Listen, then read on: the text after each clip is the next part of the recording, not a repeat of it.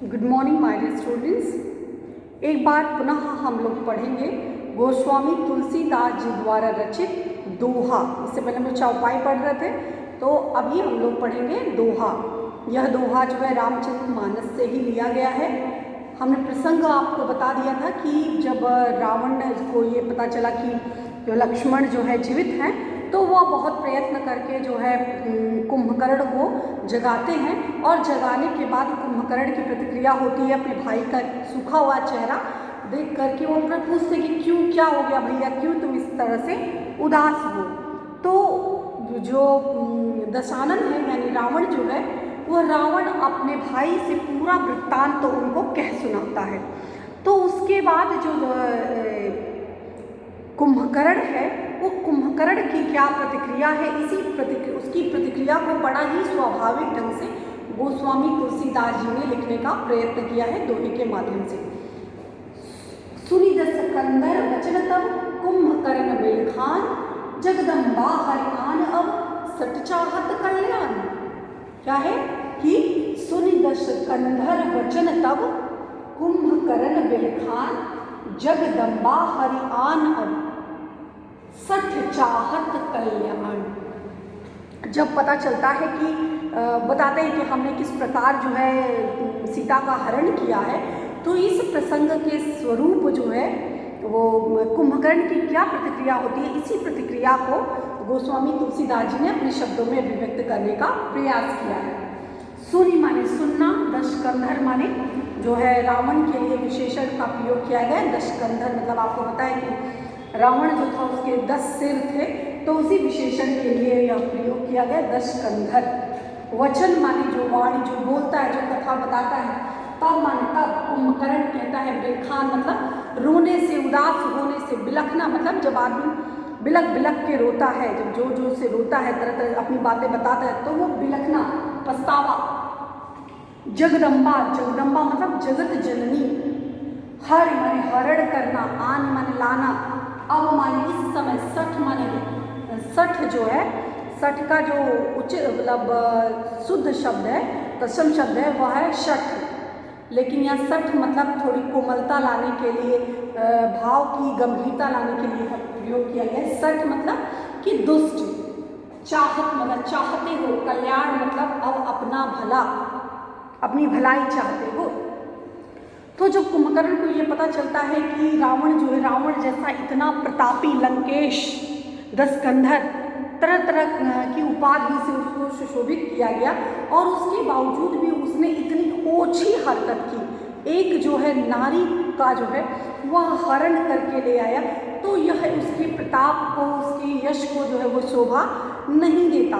तो इस सब जब पूरा वृत्तांत रावण अपने भाई को बताते हैं कि युद्ध भूमि में बड़े बड़े योद्धा जो है वह मृत्यु की शैया पर पड़े हुए हैं, तो स्थिति बहुत ही विकट है, हमारे लंका का जो है हाल बहुत ही बुरा है उसकी। तो रावण की व्याकुलता को सुन करके जो कुंभकर्ण है, वो कुंभकर्ण जो है अपने भाई को समझाते हुए कहते हैं कि सुनि दशकंधर, रावण के वचन माने बात को, जब रावण ने अपनी पूरा वृत्तांत कुंभकर्ण को सुनाया, तो पूरे रावण के वचन को, दशकंधर के वचन को सुनने के पश्चात कुंभकर्ण के द्वारा रावण का पूरा जो वृत्तांत था, रावण ने जो पूरा वृत्तांत बताया, उसको सुनने के पश्चात कुंभकर्ण की क्या प्रतिक्रिया होती है इसका वर्णन किया गया है।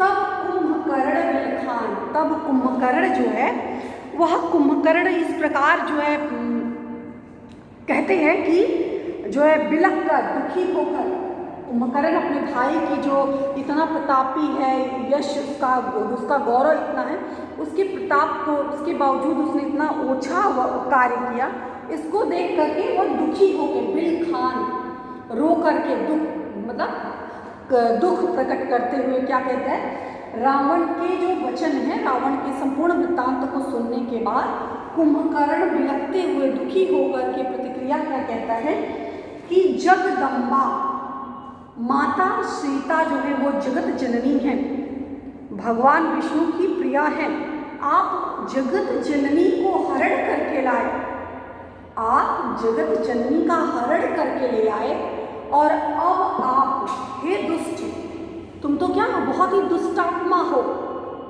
क्या हो? सठ। हे सठ, सठ मतलब हे दुष्ट आत्मा, तुम तो बहुत ही दुष्ट आत्मा, निकृष्ट आत्मा हो, जिसके लोग चरणों में जा करके अपनी मुक्ति मांगते हैं, मुक्ति चाहते हैं। तुम उस जगदम्बा को, यानी माता सीता को, जो कि जगत जननी है, उसको हरण करके ले आए हो।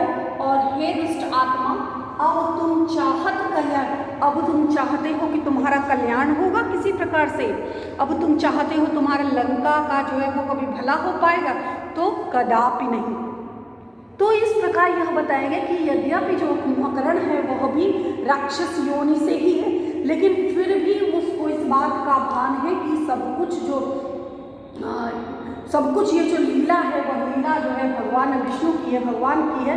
तो ईश्वर की मुक्ति का द्वार जो होता है वो ईश्वर के ही चरणों में होता है।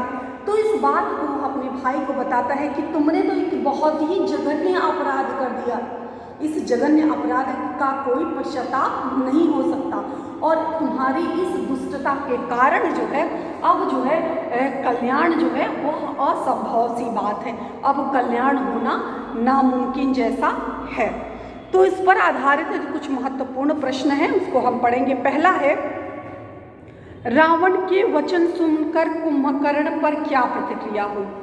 तो रावण के वचन को सुनकर कुंभकर्ण बिलखने लगा, रोने लगा, दुखी होने लगा, उदास हो गया। तो रावण के वचन को सुनकर कुंभकर्ण दुख से बिलख कर कटु शब्द कहता है। कटु मतलब कड़वे, कि हे सठ, बड़ा भाई है फिर भी कहते हे सठ, हे मूर्ख, तुम कल्याण चाहते हो, सीता मैया का हरण करने के बाद वह तुम अपने कल्याण की कामना करते हो। अभिप्राय यह है कि जब आदमी दुखी होता है तो बहुत सी कड़वी बातें कहता है, तो इसलिए जब कोई गुस्से में कोई डांटे या बोले तो हमें ये सोचना चाहिए कि वह उसका मनसा जो होता है वो गलत नहीं होता है, वो व्यक्ति दिल से प्योर है, पवित्र है, लेकिन वो आवेश में या गुस्से में आके या दुख में आकर के, भाव में बह करके ये सारी बातें कह रहा है। तो रावण की बात को सुन करके कुंभकर्ण रोते हुए, दुखी होकर के ये कड़वी बातें जो है वो कहता है कि अब तुम कल्याण की कामना कर रहे हो।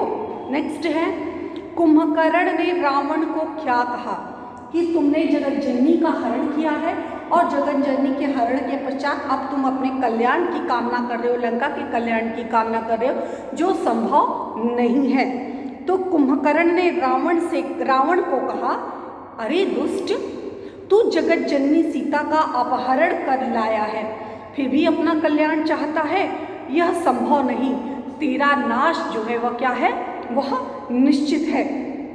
तो यहाँ पर विशेषण के तौर पे आप कह सकते हैं रावण के लिए दशकंधर शब्द का प्रयोग किया गया है, तो वह स्वभावोक्ति है, मतलब स्वाभाविक है। रावण के 10 सिर थे, तो इसलिए यह उपमा जो है बहुत ही सहज बन पड़ी है। फिर उसके बाद कुंभकर्ण के द्वारा यह माता सीता के लिए जगदम्बा शब्द का जो प्रयोग किया गया है वह तुलसी जो गोस्वामी तुलसीदास जी हैं उनके द्वारा जो दास्य भक्ति है उस दास्य भक्ति को प्रकट किया जाता है। इसके साथ साथ कई ऐसे शब्द हैं जो शब्द जो है उनका प्रयोग जो है वो कथन में नमनीयता लाने के लिए, कथन में एक लोच लाने के लिए, एक कोमलता लाने के लिए प्रयोग किया गया है।